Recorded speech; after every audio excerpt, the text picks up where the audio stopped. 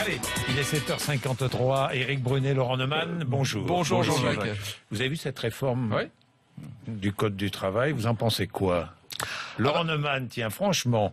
Que Manuel Valls, quand il emploie le mot de révolution, il exagère un petit peu. En tout cas, c'est pas la révolution reaganienne ou thatchérienne dont rêve Éric Brunet, évidemment, et c'est pas non plus l'usine à gaz que craignent un certain nombre de praticiens du droit du travail. En réalité, c'est beaucoup plus prosaïque que ça. C'est pour ça que les grands mots ne sont pas utiles dans ce cas-là. Il y a 3400 pages dans le Code du travail et ils veulent en réformer 150. 150 consacrés uniquement au temps de travail. Ça veut dire quoi? C'est qu'ils sont en train, par petites touches, d'essayer d'instaurer en France la flexi-sécurité à la scandinave.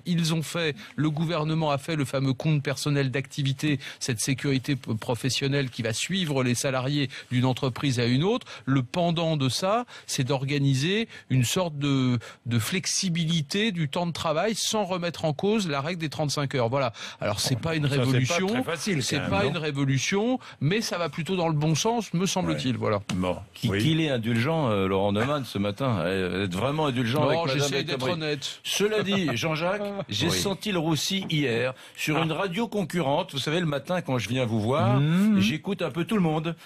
Et sur une radio concurrente, il y avait Madame El Khomri. Madame El Khomri, je sais plus laquelle exactement. Elle disait, nous allons essayer de rendre lisible le Code du travail. Je me suis dit, oulala, si l'objectif c'est seulement de le rendre lisible, ça va pas être la révolution, effectivement. Donc on est loin du choc que voudrait François Fillon. Et je dois vous avouer... Je rappelle que François Fillon n'est plus Premier ministre. Très humblement, je dois vous avouer que j'ai pas tout compris. Voilà. Alors, on touche pas à la durée légale du temps de travail, mais quand même, on induit un petit peu de flexi-sécurité. Bon, c'est une usine à gaz pour moi. C'est compliqué, j'ai pas compris, voilà. Juste une chose. Elle est là tout à l'heure, Myriam El Khomri.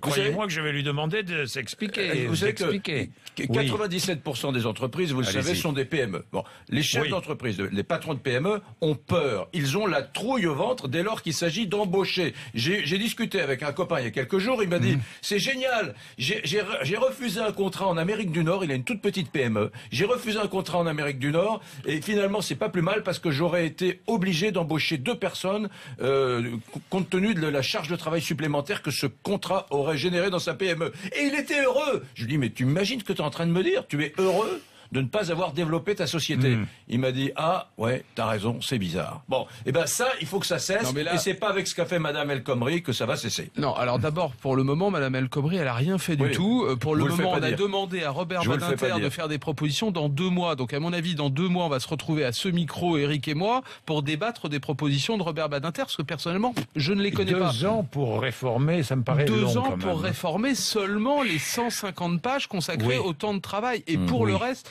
on verra après. C'est pour ça que le mot révolution est excessif. Mais en même temps, on est obligé de reconnaître qu'aucun gouvernement de droite libérale n'a osé se lancer dans un tel chantier. Personne ne l'a fait. Mais c'était avant. Donc ça va plutôt dans le bon sens, me semble-t-il.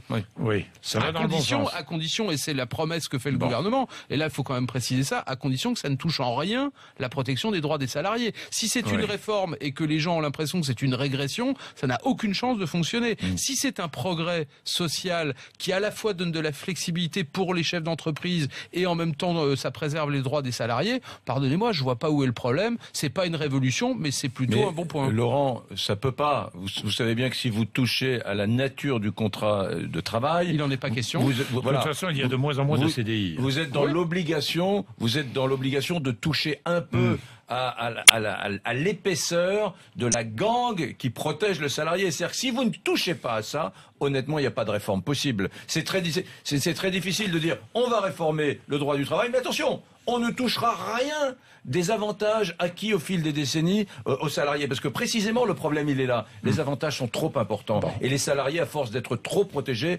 ne sont plus protégés. Bien, merci messieurs.